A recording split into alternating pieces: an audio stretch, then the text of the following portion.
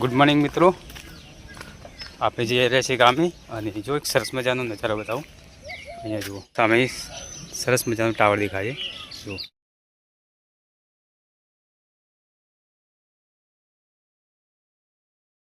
જો સ્વચ્છ Bharat mission grey water treatment. જો ગ્રે વોટર મતલબ કાદવવાળું જે પાણી હોય એને ફિલ્ટર કરીને બનાવવાનો હોય. ખૂબ સારો એવો વરસાદ આવી ગયો ત્રીજો રાઉન્ડમાં, તો સરસ વાતાવરણ છે અત્યારે. અને જો તડકો નીકળે છે મસ્ત, અને અહીંનો વ્યૂ તમે જો.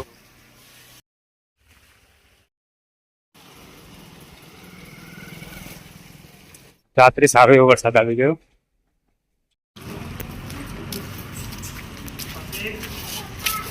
મિત્રો, આપણા કામની શરૂઆત થાય છે મહાદેવ મંદિરના દર્શનથી. જોઈ લો, દર્શન કરી લો. નમસ્તે મિત્રો, તો આજે તમને હું ગામના બે ભાગ બતાવવા જઈ રહ્યો છું, ડેવલપ એરિયા અને અનડેવલપ એરિયા. તો તમે જોઈ શકો છો, આ ડેવલપ એરિયા છે. અહીંયા આ વિસ્તારમાં મિત્રો શિક્ષિત લોકો અને આર્થિક રીતે સક્ષમ લોકો રહે છે. અહીંયા જુઓ તમે સોસાયટી તમે જોઈ શકો છો, અહીંયા બધા ઘર છે, મકાન. તમે આ પણ આઉટસાઇડનો જ એરિયા છે મિત્રો. તમે નજર નાખો ત્યાં સુધી બિલકુલ સાફ અને ક્લીન તમને નજર જોવા મળશે. રસ્તાઓ, ઘર અને આજુબાજુનો માહોલ વગેરે. અને આ એરિયા મિત્રો તમે છે ને, આ ગામ જ છે. અને તમને લાગે તમને કેવું કે અહીંયા તમે સિટીમાં ફરતા હોય ને એવું લાગે. આ સિટીનો એરિયા હોય સાઈડનો એવું, પણ આ પણ એક ગામનો એરિયા છે, ગામનો એક ભાગ છે. અને અહીંયા સક્ષમ લોકો, શિક્ષિત લોકો રહે છે, અને જે પોતે સ્વચ્છતા પ્રત્યે જાગૃત છે. લોકો સ્વચ્છતા પ્રત્યે પૂરતું ધ્યાન આપે છે. કચરો કચરા પેટીમાં નાખે, ડસ્ટબિનમાં નાખે, અને બિનઉપયોગી બિનજરૂરી જે કચરો હોય વેસ્ટેજ પાડવાનું એ લોકો ટાળતા હોય છે. અને સ્વચ્છતા અને સ્વાસ્થ્યનું ખૂબ જ ધ્યાન આપતા હોય છે, કાળજી ધ્યાન રાખતા હોય છે. ત્યારે હું તમને બીજું એટલે બતાવીશ. અહીંના લોકો મિત્રો શિક્ષિત, નોકરિયાત અને વેપારી લાઈનના હોય છે. તો તેઓ મિત્રો અહીંયા પશુપાલન વગેરે કરતા ના હોય, એટલે સ્વચ્છતા પ્રત્યે ધ્યાન હોય અને સ્વચ્છતામાં ખૂબ માનતા હોય. તો તમે જુઓ છો અહીંનો ડેવલપ એરિયા કેટલો છે, સાફ સફાઈ તમે જોઈ શકો છો, બિલકુલ સાફ અને એકદમ ક્લીન છે આ બધો વિસ્તાર. આ છે શાળા, ગામની કન્યા શાળા છે, BS હાઈસ્કૂલ. તો તમે જોઈ શકો છો ગામનો માહોલ આ રીતે. આ રસ્તા એકદમ બિલકુલ સાફ છે. અને આ બાજુ છે મિત્રો બસ સ્ટેન્ડ, આ ગામનો બસ સ્ટેન્ડ છે. તો અહીંયા પણ તમે જોઈ શકો છો સફાઈ પ્રત્યે કેટલું ધ્યાન આપવામાં આવે છે, કેટલી કાળજી આપવામાં આવે છે. તો આપ જોઈ શકો છો વિડીયોમાં. તો આવું હોય છે મિત્રો. અહીંયા આ ડેવલપ એરિયા કહેવાય. અને આ સાઈડમાં મિત્રો ગ્રામ્યની પણ જવાબદારી છે. ગ્રામ્યવાળા અહીંયા આવતા અવર જવર કરતા હોય, સોસાયટીમાંથી કચરો લઈ જતા હોય. જ્યારે આઉટ સાઈડમાં જે મધ્યમ વર્ગના હોય છે એ સાઈડ બહુ ઓછા આવતા હોય, અને અહીંયા દરરોજ આવતા હોય કચરો લેવા માટે. તેઓ પંચાયત તરફથી ગાડી ફરતી જ હોય, કચરા પેટી. તો એવું હોય છે. જો સાફ, કેટલો સાફ માહોલ છે. બપોરના 12 વાગી ગયા છે અને હું જઈ રહ્યો છું ઘરે. અને જો ગાડી છે,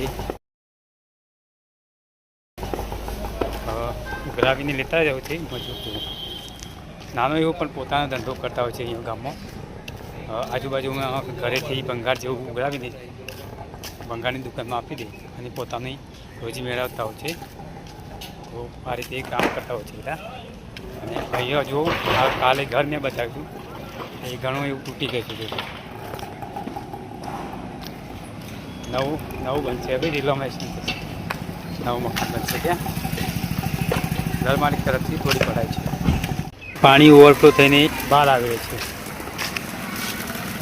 તો આ રીતે પાણીનો વેસ્ટ થતો હોય, અને પાણી જુઓ રસ્તામાં આવી રહ્યું છે, બહારની તરફ છે. તો આને મિત્રો રોકવા માટે આપણે માત્ર એક બોલકોક લગાવવાની જરૂર છે. તો ઘણું ખરું પાણી આપણે બચાવી શકીએ છીએ અને વેસ્ટ થતો રોકી શકીએ છીએ.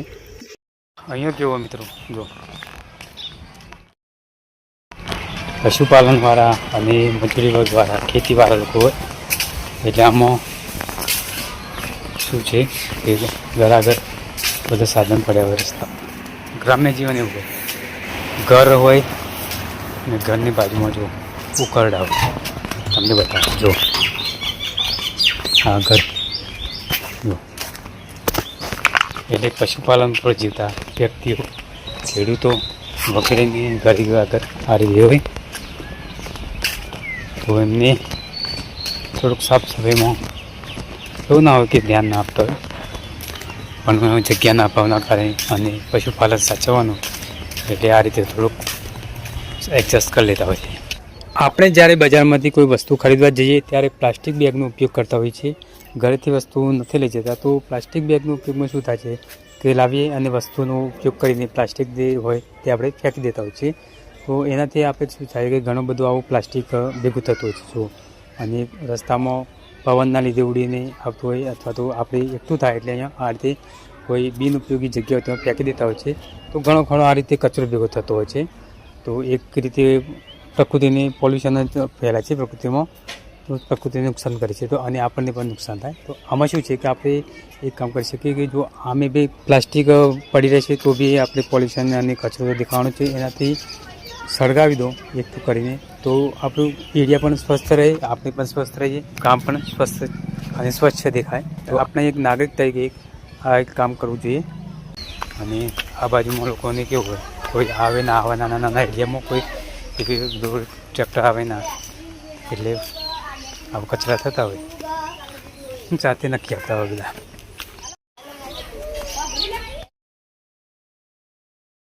અહીંયા જુઓ મિત્રો, અહીંયા અંદર પાણી જવાની સગવડ છે, સુવિધા જુઓ, તળાવ ગટરમાં જાય અહીંથી. પણ એ શું થયું કે અહીંયા ઢાળ છે, માટીનો ટેબો અને આ બાજુ ખાડો છે, તો અહીંથી પાણી જે આવે અહીંયા ભરાઈ રહે. તો આ બાજુ થોડીક માટી ખસેડી લેવાની જરૂર છે, જોકે એ પણ થઈ જશે. જાગૃત વ્યક્તિ તરીકે મિત્રો અહીંયા શું છે, પોતે જ જાગૃત રહેવું પડે, જવાબદાર બનવું પડે અને તો સ્વચ્છતા પ્રત્યે આપણે જાતે ધ્યાન આપવું પડે. તો અહીંયા વસવાટ કરતા જે લોકો આજુબાજુના તેમને ત્યાંની સાફ સફાઈ કરવી જોઈએ. અને એક જવાબદારી આવે ગ્રામ પંચાયતની, અને ગ્રામ પંચાયત તરફથી ગામના સુધારા વધારાના કામકાજ એકંદરે ચાલુ જ હોય. તો એમાં તો નો ડાઉટ ગામના એક જાગૃત વ્યક્તિ તરીકે મિત્રો, એક જાગૃત નાગરિક તરીકે પોતે જવાબદાર રહેવું પડે અને પોતે ધ્યાન આપવું પડે કે આજુબાજુ આપણે કચરો ન કરીએ, બને તેટલું ઓછો કચરો થાય અને આજુબાજુના આપણું મહિલાનું વાતાવરણ સ્વચ્છ રહે, ગામડું સ્વચ્છ રહે, રસ્તા સ્વચ્છ રહે. તો આપણે એ પ્રત્યે પૂરતું ધ્યાન આપવું પડશે કે જો તો કચરો ના કરીએ અને બને એટલો ઓછો કચરો કરીએ તો આપણે પણ સ્વસ્થ રહીએ અને ગામ પણ સ્વચ્છ દેખાય. તો એક જવાબદારી આપણી નાગરિકની આ પણ હોય છે. તો તમે પણ કેર કરજો અને તમારું શું કહેવું છે આ વિશે તે કમેન્ટમાં જરૂર કહેજો. સારી ભરીને અત્યારથી મક્કા ડોડા આવી ગયા છે, ચોમાસું ચાલુ થયું છે. જો તમે તો મિત્રો, ગામમાં જ્યોતો પડેલા કચરાને સફાઈ કામદારો અને પંચાયત દ્વારા એક જગ્યાએ એકઠો કરીને તેનો યોગ્ય રીતે નિકાલ કરવામાં આવે છે અને ગામ અને ફળિયું સ્વચ્છ રહે તેવા પ્રયત્ન કરવામાં આવે છે. તો તે બદલ પંચાયતનો અને સફાઈ કામદારનો ખૂબ ખૂબ આભાર.